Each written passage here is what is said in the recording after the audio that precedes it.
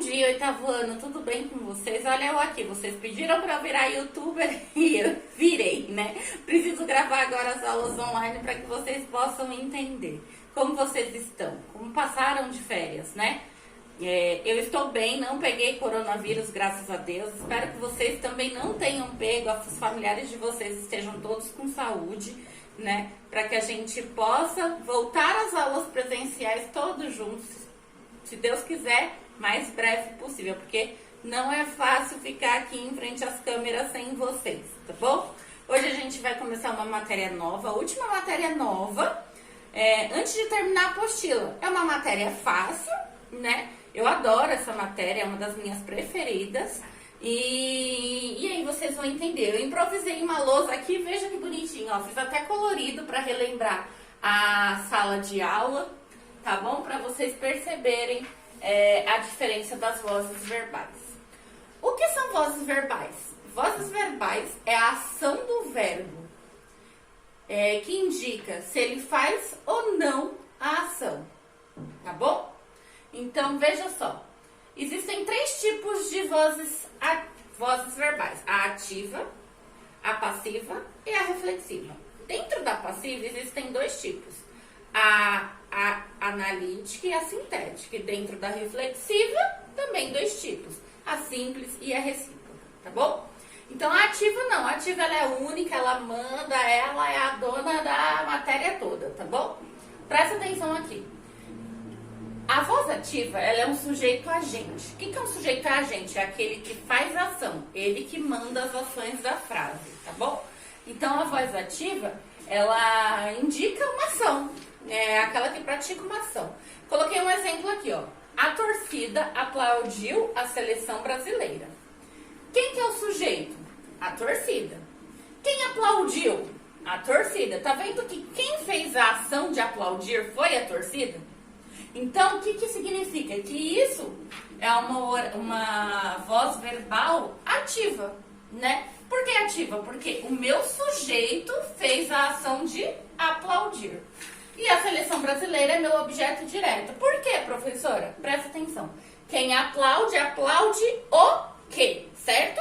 Se é o quê, não tem preposição. Por não ter preposição, a seleção brasileira é meu objeto direto, tá bom? Então, só resumindo aqui, a ativa é aquela que faz ação. No caso, a torcida é meu sujeito e ela faz a ação de aplaudir, tá bom? Já na passiva, o sujeito é paciente. Vamos supor que a gente está lá no consultório médico. A gente vai ser um paciente, que vai aguardar o atendimento médico. O médico é meu sujeito ativo. E eu sou o paciente, que eu vou ficar esperando o atendimento. Então, é a mesma coisa na frase. Veja, a passiva é um sujeito paciente. Existem 2 tipos, a analítica e a sintética. Vamos agora aqui para essa segunda lousa. A passiva analítica, ela sempre vai ter o verbo ser, seja conjugado no modo que for, mais o particípio. O que é o verbo no particípio? É aqueles terminados em ado, ada, edo, enfim. É aqueles terminados em ado, tá bom? E a sintética, o que é? É um verbo transitivo direto ou um verbo transitivo direto mais pronome ser. Bom, vou começar a explicar a analítica. Eu coloquei um exemplo aqui para vocês perceberem. O segredo, né? O segredo da passiva é que ela terá 2 verbos. Um no particípio e o outro verbo, ele é auxiliar, ele serve para auxiliar o verbo no particípio, tá bom? Veja, o copo foi quebrado. O copo, sujeito paciente. Por que é um sujeito paciente? Porque o copo não foi lá e se quebrou sozinho. Alguém fez a ação de jogar o copo no chão ou bater em alguma coisa. Então, o copo, ele sofreu uma ação. Foi quebrado? Foi. Verbo ser, que é o verbo auxiliar, e quebrado é o particípio. Olha aqui, ó, ado, terminado em ado, verbo particípio. Prestem atenção, por que é um sujeito paciente? Porque o copo, ele recebe a ação de ser quebrado por alguém. Ele não foi lá e se jogou, não é um suicida, tá bom? Ele apenas foi quebrado, ok?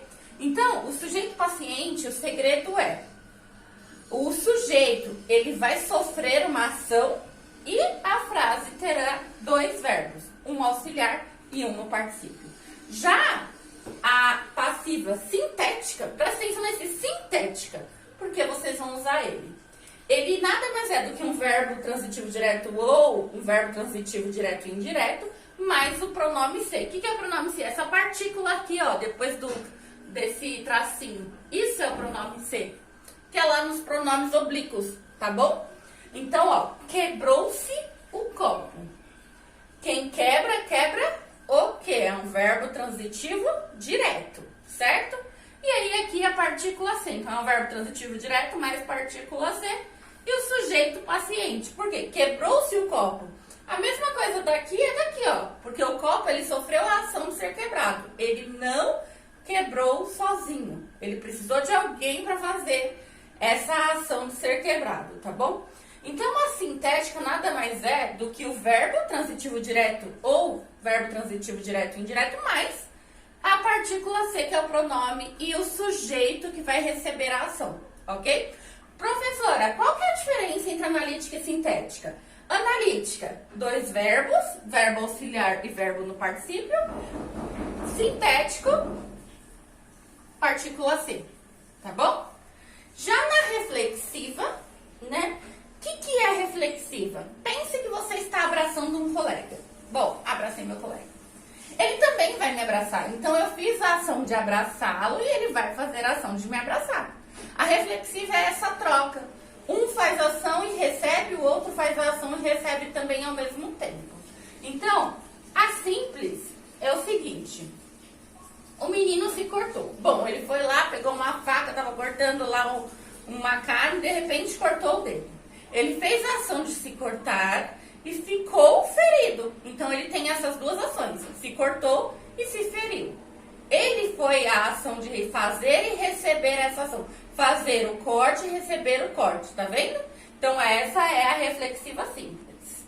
Já a recíproca é essa que eu falei do abraço. A mesma coisa que eu faço para alguém, esse alguém faz para mim, o abraço, né? As meninas se abraçaram, quer dizer, eu abracei alguém e esse alguém me abraçou. Vamos supor que se a gente estivesse em sala de aula, eu falaria para todos levantarem, fazer uma roda e a gente se abraçar. Vocês iriam sentir o abraço do amigo e dar esse abraço também. Mas como a gente não tá, né? Então pense nesse abraço, né? Abraçou e foi abraçada. As meninas se abraçaram e foram